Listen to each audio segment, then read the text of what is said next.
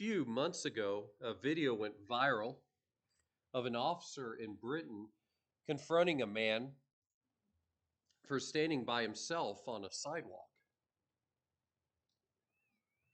She wanted to know what the man was doing standing still in that particular spot.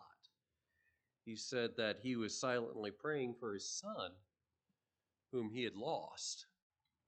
Well, she expressed sympathy, but continued to press,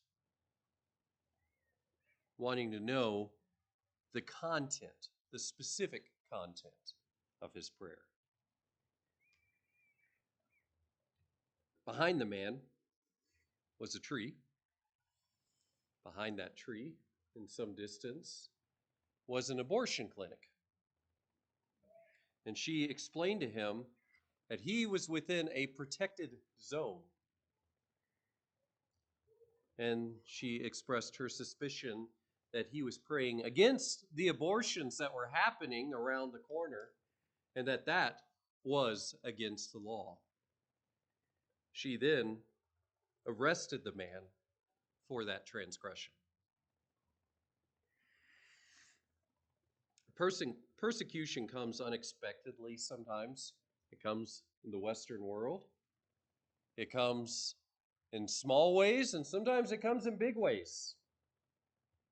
Sometimes it comes with court cases for our faith, perhaps even leading to possible death.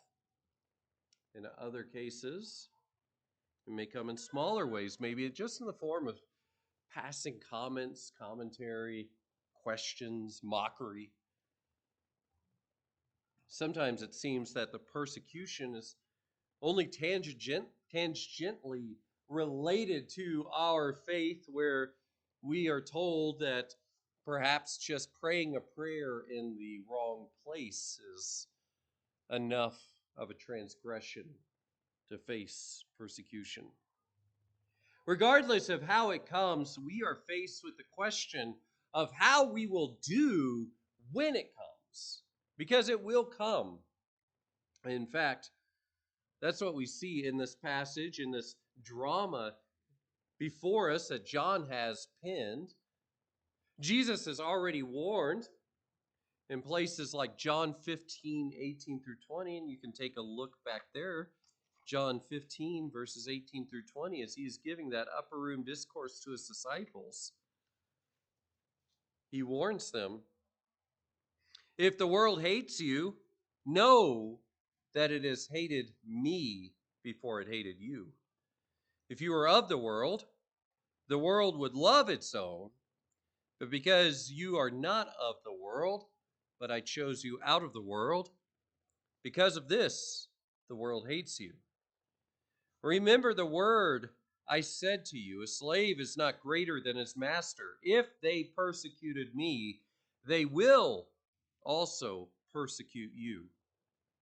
If they kept my word, they will keep yours also. Well, this is what we're seeing in this passage, persecution. We're seeing faith on trial in two ways, with Jesus being under arrest for one of his many trials that evening, and we'll get into that here. But Peter also is facing a trial of his own, as he is facing questions about his associations with Jesus. Well, faith under pressure reveals what we truly rely on. Do we rely on ourselves? Or do we rely on God?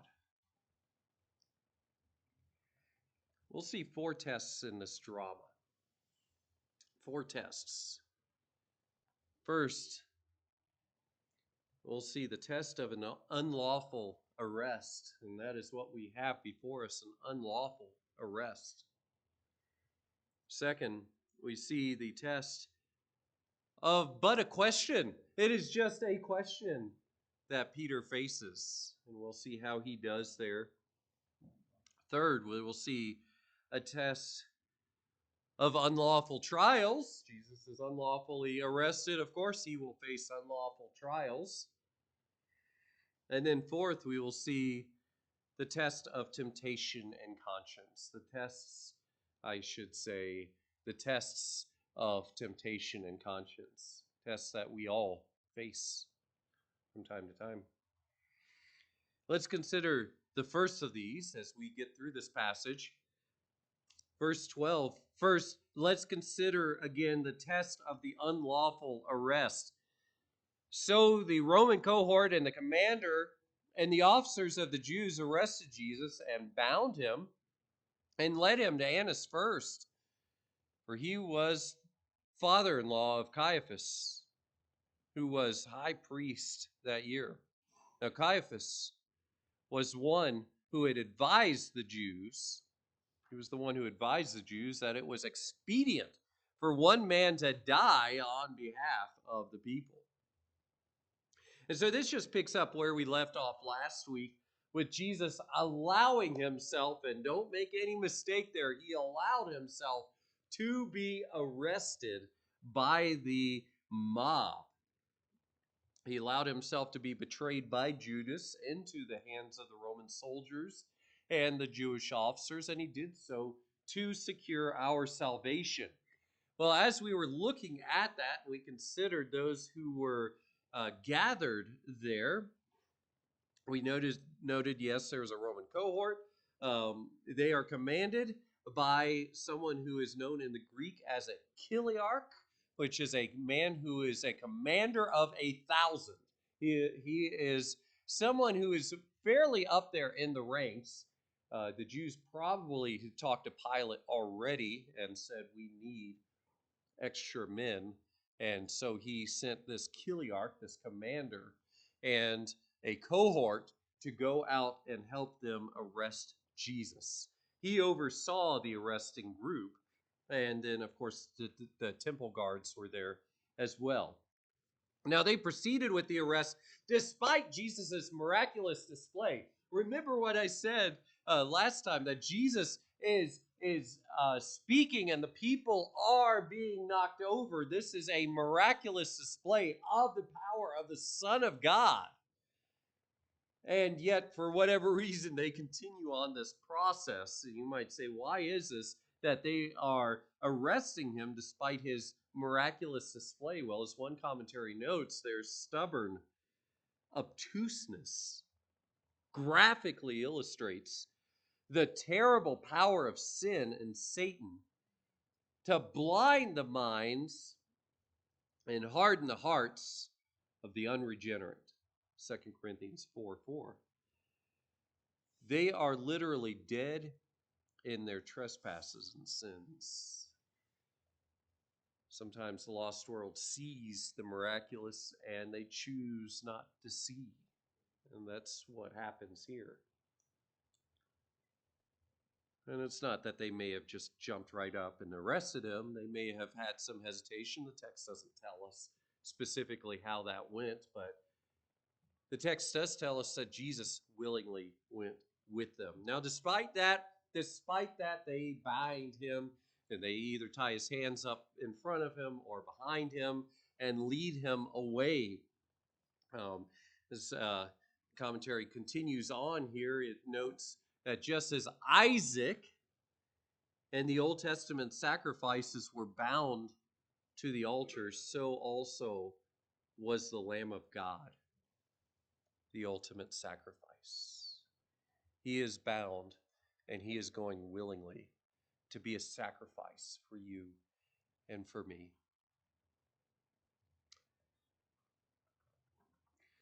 It's sad that the Jews who were there show no apparent insight into any of this. In fact, they are focused on breaking their own rules because later Jewish tradition reveals in places like the Talmud that arrests leading to trials should occur in the daylight to ensure transparency. The moment a person gets arrested, he is not sent to a jail, he is brought to the trial. There is no lingering that was supposed to happen, and it was all supposed to happen in the daylight so that no one could say, what's going on? Why are you doing this in the dark, behind closed doors, when most of us are asleep? But that's exactly what they were doing in this case. The nighttime arrest reeks of injustice, of secrecy, and it signals the corruption of those who were in power at that time. And speaking of corruption, Jesus is going to the hub of that corruption, Annas. Annas, he is the high priest at that time. He was the high priest. He was so corrupt that the Romans actually deposed him and said, now one of your son-in-laws needs to be the high priest because of how much power he was amassing for himself. And so um, because the high priesthood was seen as something that was a lifetime appointment, some people still saw Annas as the high priest. But Annas himself was someone who wielded power over even the de facto or the high priests that were appointed by Rome. He was the father-in-law of Caiaphas. We'll get into Caiaphas in just a moment. But he also was the father of 5 other high priests that would serve. So he's kind of a patriarch of sorts here for the high priesthood. And you can see that he is continuing to hold on to power as he does this. Now, if that doesn't seem suspicious to you, here is a summation of who he is. He was a proud, ambitious, and notoriously greedy man. Evidently, a significant source of his income came from the concessions in the temple. He received a share of the proceeds from the sale of sacrificial animals. Frequently, those bought by the people would be rejected, and those for sale at the temple for exorbitant prices would be approved as an offering. Annas also profited from the fees to the money changers charged to exchange foreign currency into Jewish money that alone could be used to pay the temple tax. So infamous was his greed in the outer courts of the temple where those transactions took place, that those places became known as the Bazaar of Annas. The Bazaar of Annas. So much for the house of the Lord. Well, of course, Jesus had disrupted Annas twice, Scripture reveals. He twice cleansed the temple and drove out the money changers. The other Gospels note that Jesus will face 2 other trials under Caiaphas and the Sanhedrin. But Annas, here, John reveals that Annas wanted first crack at Jesus. And so the soldiers bring Jesus to Annas first. And of course, as I said, Annas is the father-in-law of Caiaphas. Caiaphas was no daisy either. As a high priest, he was also a corrupt man. Verse 14 reminds us that Caiaphas had given counsel earlier back in John chapter 11. John chapter 11, verse 50, to execute Jesus on behalf of the people. It's expedient for one man to die on behalf of the people. As one commentary notes, he demonstrated his utter ruthlessness by proposing to kill Jesus to preserve their power. So this is who's running Jerusalem right now. Ironically, his political calculation to preserve the Jewish autonomy under Rome unwittingly led to the fulfillment of biblical prophecy and of Christ's own desire to die on behalf of the people. How ironic is it that Caiaphas wants to put him to death on behalf of the people? And that's exactly why Jesus came, to die as a substitution for all people who put their faith and trust in him. And so God is at work bringing salvation as Jesus dies on behalf of his people. Now, this is the first of many tests that evening. Divine sovereignty is at work despite these corrupt human actors. And Jesus, of course, is passing this test. Now, Peter, as we saw last week, isn't doing quite as well, right? He failed that test by trying to stop Jesus's expressed will to be arrested. This must happen. No, it'll never happen. And he pulls the sword out and swings at someone's head. However, through even though Jesus secured his disciples freedom from arrest, Peter and another disciple follow him to the courtyard of the high priest. And this will literally open the door for more temptation, as we see next. Second, the test of a question. The test of a question. Verses 15 through 18, Simon Peter was following Jesus, and so was another disciple.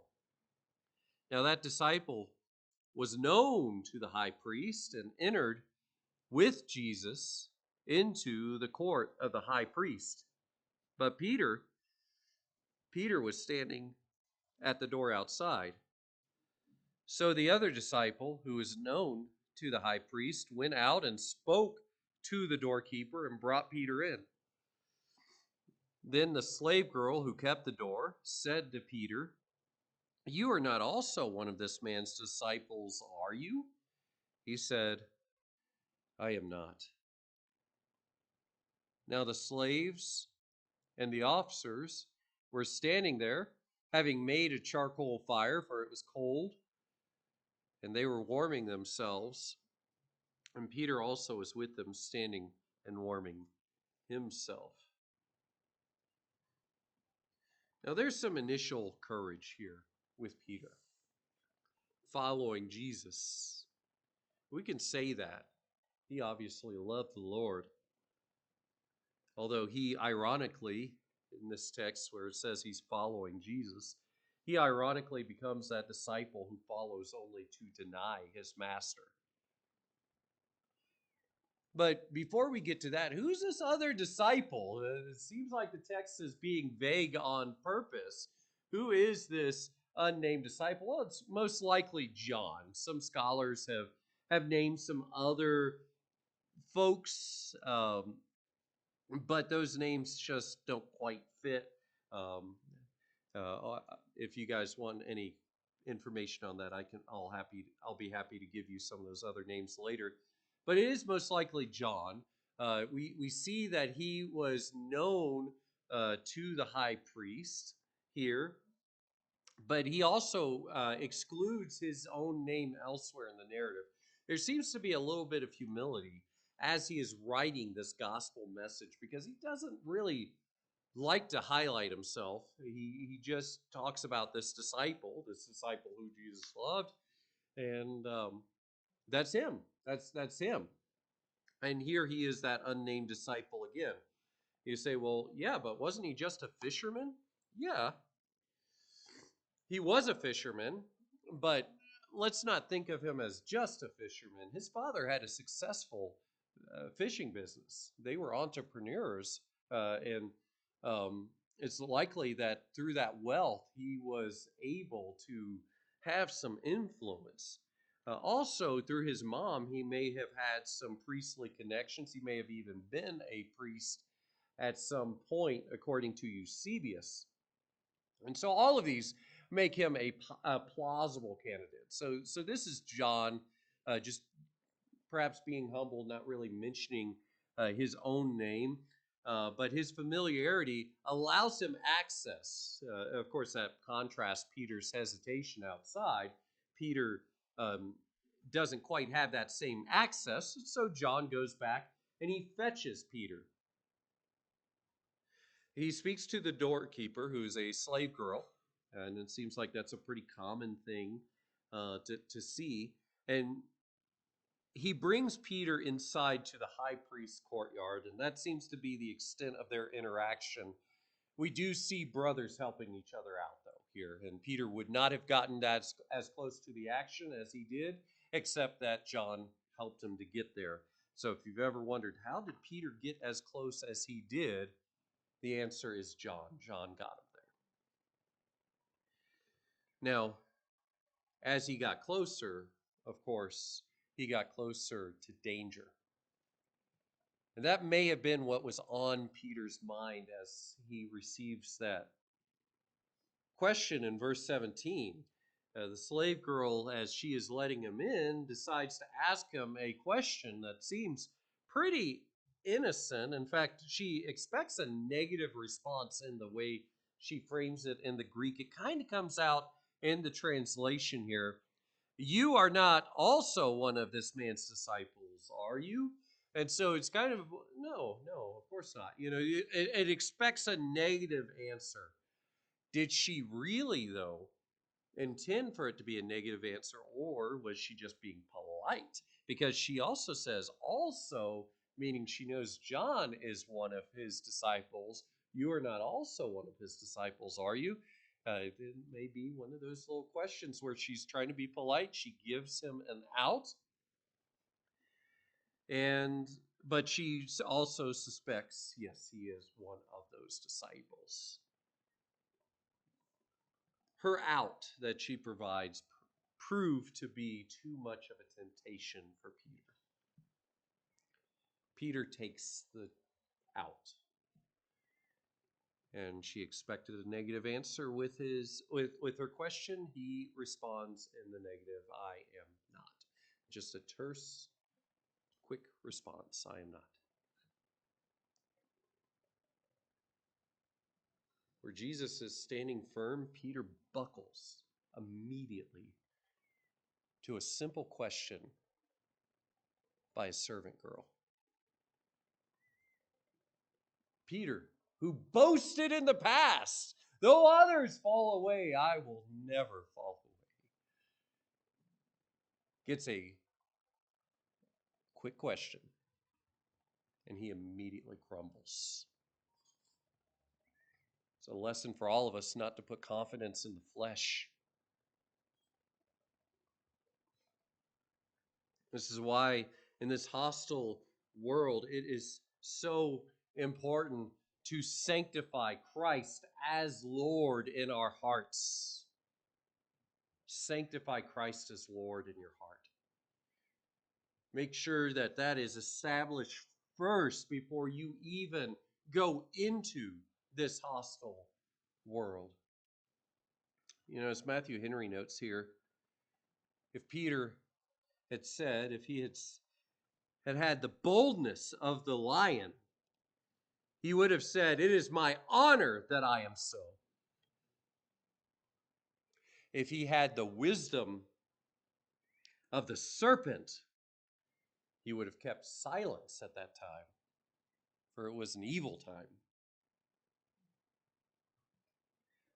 But all his care being for his own safety, he thought he could not secure this but by a peremptory denial. This is what living in the flesh looks like. Well, we must be prepared for both large attacks as well as small ones. Sometimes it's the small ones, the little darts that get through the armor. And perhaps Peter has recognized that. Perhaps he's embarrassed. And so he immediately, we read, rushes over to where other people are standing in verse 18. Why? Because they've made a fire. They made a fire. Why'd they make a fire? Well, Jerusalem is a little higher up. It's built on a mountain. It's about 2,500 feet. It's in a dry climate. That early morning hour gave a common chill to the air. And so he joins this crowd of unbelievers, of enemies, finding warmth with them while exposing himself to further temptation.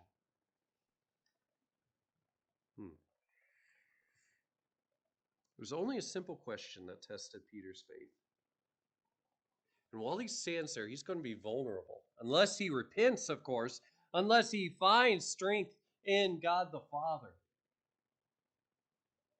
But that cold and faltering disciple is a contrast to the warm and steady, collected Christ who now stands before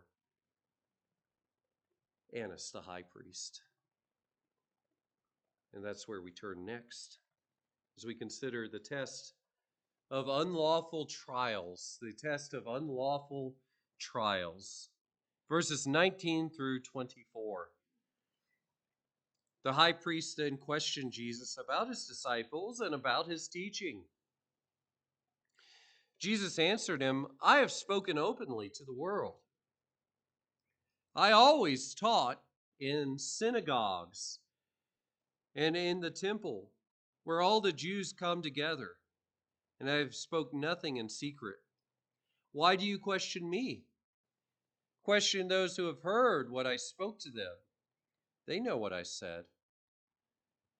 When he had said this, one of the officers standing nearby struck Jesus, saying, Is that the way you answer the high priest? Jesus answered him, If I have spoken wrongly, testify of the wrong. But if rightly, why do you strike me?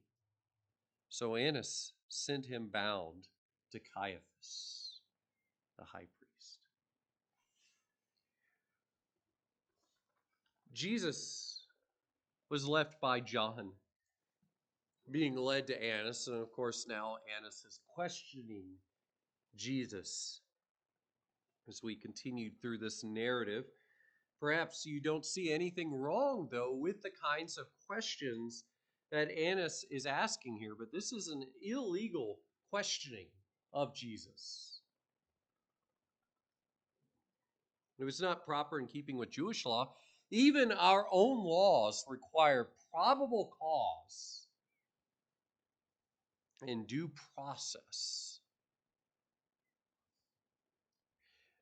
This right here smacks of something in contemporary legal jargon called a fishing expedition, where they are trying to establish guilt or cause after the fact.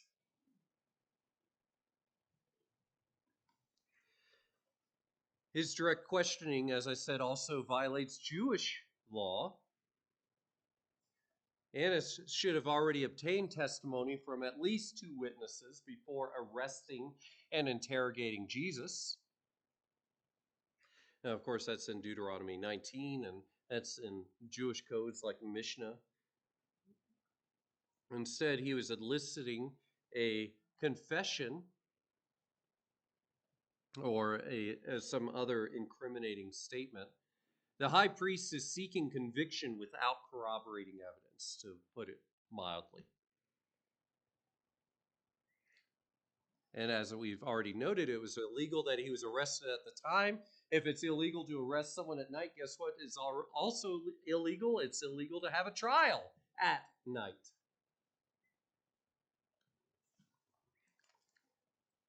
Especially if you're dealing with capital cases. This all should have been done in the daylight to ensure transparency and proper deliberation. The sad reality is that oppression loves the darkness. And so Jesus responds to all of this. And maybe this helps you to understand why Jesus responds the way he does. He answered him, and he answers him with an emphatic personal pronoun here in verse 20. I have spoken openly to the world. There's a subtle rebuke in that, isn't there? I have spoken openly to the world. That's not what Annas is doing right now with his nighttime trial. He says he spoke where the Jews gathered. He continues on in the next verse. saying the people heard his teaching. Back in John 7, others had been commenting on the fact that he was teaching openly. The Pharisees aren't doing anything. He's out here teaching openly. He was teaching openly. He had an open public ministry.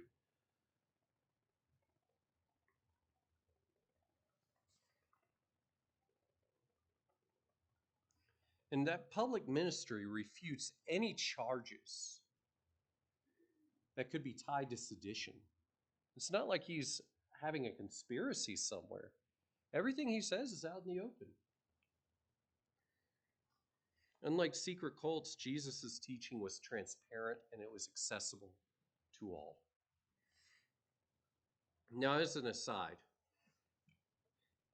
seeing Jesus' example here of being open, this is why Christians have typically taught that we should eschew or avoid any kind of secret societies, like, for instance, the Masonic Lodge. Speaking of that, I remember visiting Salt Lake City and seeing the architecture there, and going to the museums there of the Mormon Church and seeing how Joseph Smith had incorporated a lot of that Masonic imagery into that. He really liked that idea of that secretive kind of brotherhood, and he brought that into a lot of the religion that he was building over there. For instance, there is a secret handshake and certain passwords that he said people must know before meeting God. How does that make you feel? Oh, I don't know. I can't give God the secret handshake. I don't know the passwords. Can you imagine? Well, you need to follow him then. He'll give you the things that you need to have. You know what? There's nothing secret about Christian teaching. Jesus taught everything openly. And if you're like, okay, when do I get to the juicy stuff? This is it. It's all out in the open. There's nothing that we're trying to hide from you. There's nothing that is hidden from the world here. It's all in black and white right here. We don't have books that you're not allowed to read, or I have to hunt you down if you get a hold of this book. And, you weren't supposed to see that one. This isn't a Dan Brown novel with that tripe he was writing. Jesus taught everything openly. It's also worth noting here that Jesus is, again, rebuking the process. He is asking for witnesses according to the law. Ask others. Ask them. They'll tell you. There is nothing wrong, y'all. There's nothing wrong with a believer offering a reasoned and respectful defense. There's nothing wrong with that. As our Lord does here, he doesn't speak evil of the high priest. Neither does Jesus give into the trap of self-incrimination, though. He defends himself, and Christians may defend themselves in court as long as they are wise as serpents and gentle as doves, as Jesus told us. His calm defiance upholds justice without any disrespect, which is what the law commands. But this is an embarrassment. I mean, if you think about it, if you were there, if you were perhaps one of the officers, perhaps you understood what was happening. You understood that perhaps we're bending the line here a little bit. We're into a morally dubious area, and Jesus is asking for proper representation. He's calling out the high priest. That's disrespect. And so one of the officers there feels the need to strike Jesus, or as the Legacy Standard Bible says here, give Jesus a slap.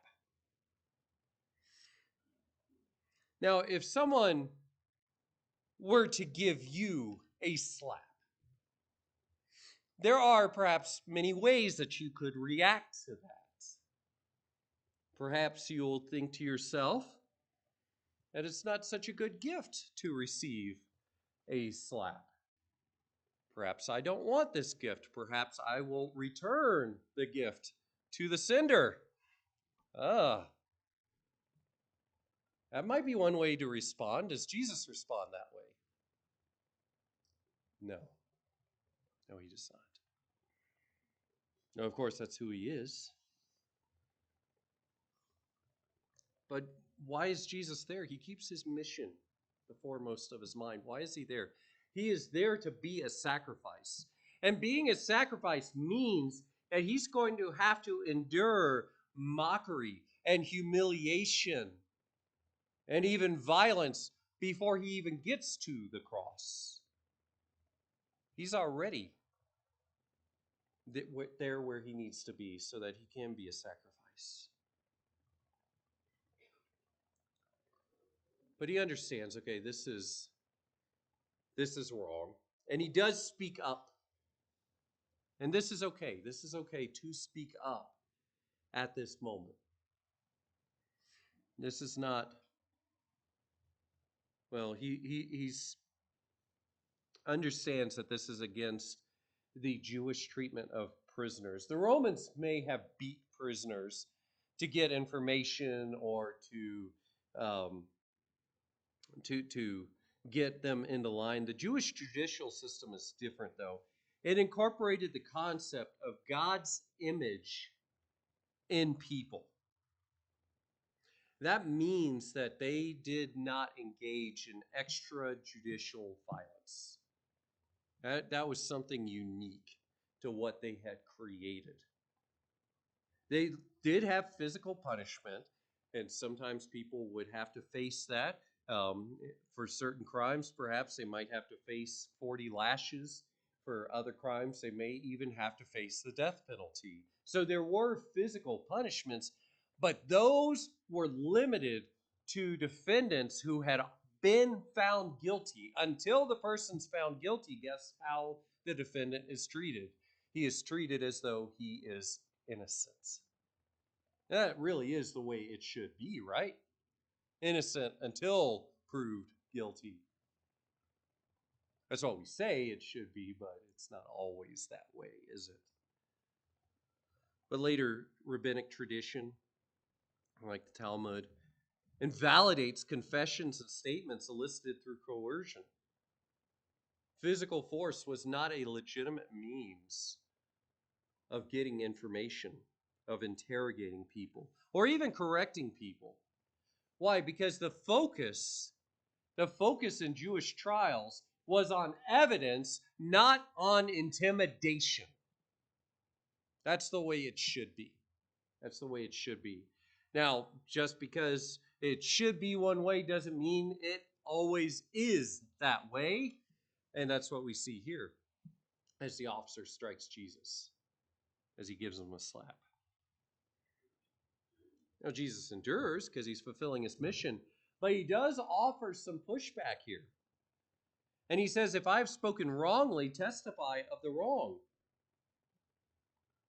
He suddenly rebukes the process, challenging the officer to prove his guilt. He models restraint here. Jesus could have spoken and killed the officer where he stood. But he models restraint. He models a reasoned defense.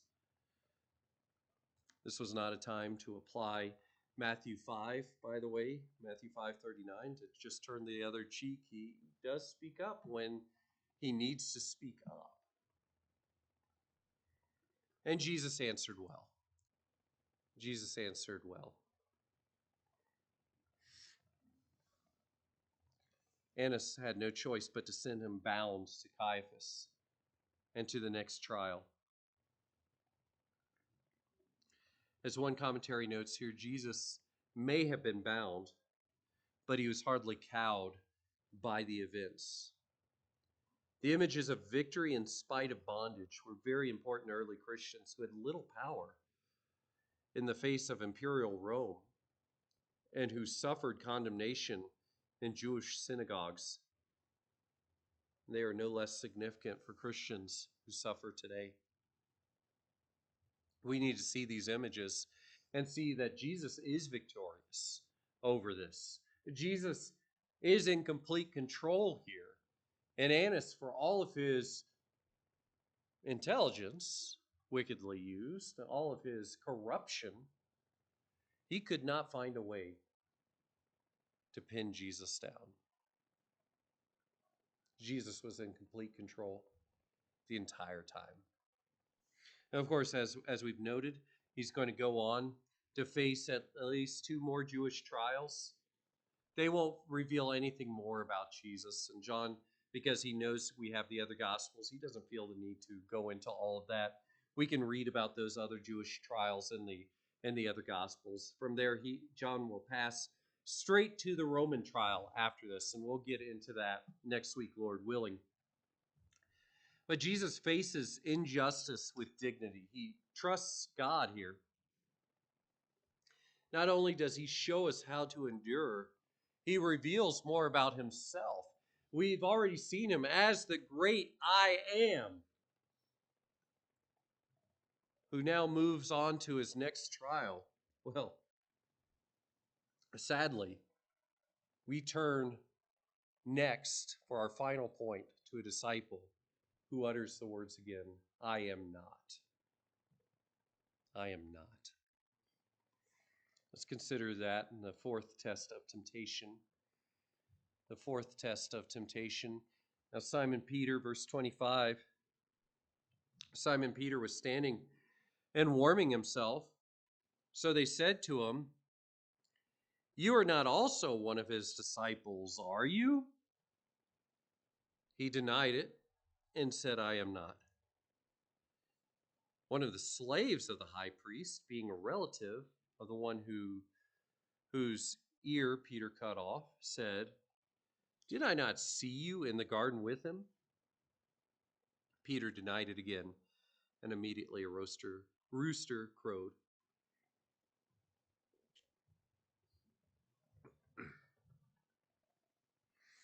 Peter has been left by John now next to the fire of temptation as John weaves these 2 narratives together. We see him being asked the inevitable. And he's asked in the same way that the slave girl asks him previously. This is another question that anticipates a negative response. Did they mean for it to be a negative response, though, or did they really suspect something? I think they really suspected something. The other Gospels tell us, yeah, your accent gives you away, etc., etc., because he was from Galilee. He was from the north. And so they asked him the question, and he answered in the same way that he answered with the slave girl, with a negative response, saying tersely, I am not. This is Peter failing his second test as he slides further into sin. Now we might say, okay, Peter, you failed twice. The best thing to do now is to withdraw, repent, regather yourself, learn from this mistake. But he stays there. He stays next to the fire of temptation. And the answer that Peter gives is not good enough for one man in that crowd. Verse 26 tells us that another man asks him a question, and this man does not ask this question expecting a negative answer. He asks it in a way that expects a positive answer. He's not being polite. He's being straightforward. Why is that? Because he's the relative of Malchus. And what's more, he was there in the garden. He witnessed Peter take a sword and try to cut off his relative's head. He saw it. And so he frames this question differently. And we might translate it this way: I saw you in the garden with him, didn't I? Peter's been made.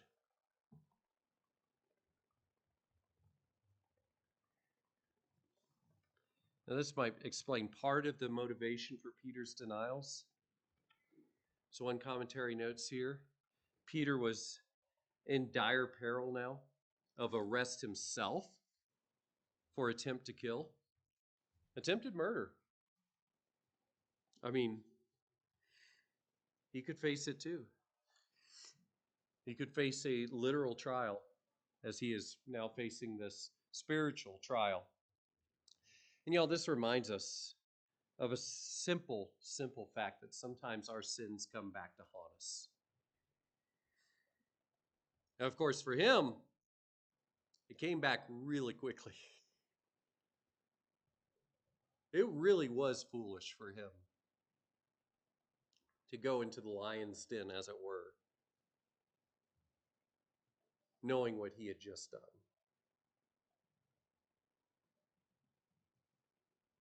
And the enemy of our souls will use our sinful actions as a means to entrap us later. This is why it's so important to strive to live such a clean life before the Lord and before man, trusting in him for the rest, because we don't know what may come back to bite us later. This may be why John is the only apostle to name Peter as the one who tried to chop off Malchus's head. Because while the other apostles were writing, while the other gospels were written, Peter was still alive. Peter now has been long martyred. And so there is no danger to knowing that this was Peter who did this. But apparently the danger remained as long as Peter was alive. He could have been arrested. People reading the Gospels, wait a minute, Peter? He did this? They could have arrested him at any time. Peter, of course, in this moment of trial, in this moment of probably fear and anxiety, denies the Lord the third time. And his third denial triggers two events at once. First, we see here in verse 27 that a rooster crowed, or as the King James says, a cock crowed. The cock crew, right? I don't know why. I always, as I'm reading, rooster crowed, roaster. I don't know. I want to say the cock crew, But anyway, that's just that old King James language coming out there. The second event that happened was that the Lord took that moment to look upon him. And that's in Luke 22:61. Remember, Jesus was being bound and he was about to be led to Caiaphas. Apparently, it is during this transfer that Jesus takes a moment and he looks to Peter. And Peter remembers. Peter remembers what Jesus said to him, that this very night, before the rooster crows, you will deny me thrice. You will deny me 3 times. So he remembers Jesus' prophecy. And that just pierces Peter's heart. And we read that he went out from there weeping bitterly, sobbing. He's denied his master 3 times. And temptation and troubled consciences can be used as tests of our loyalty. Peter's denials escalated because he lingered in danger, unrepentant.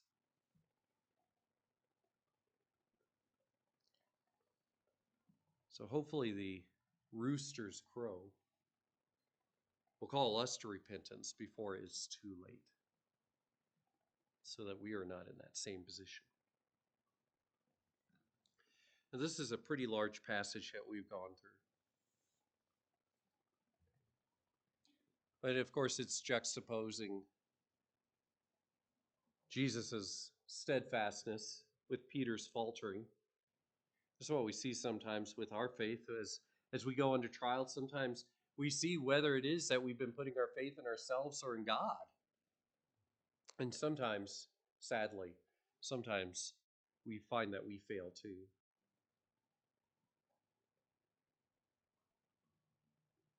Well, Jesus endured. Jesus endured the unlawful arrest. He endured his questioning. He endured the violence. As we're facing persecution, maybe it's just temptation today.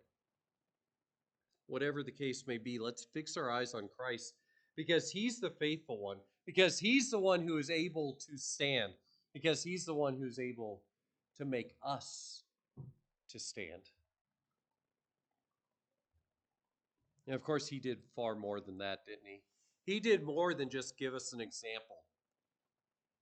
He was not just our example, he was an example, but he wasn't just an example.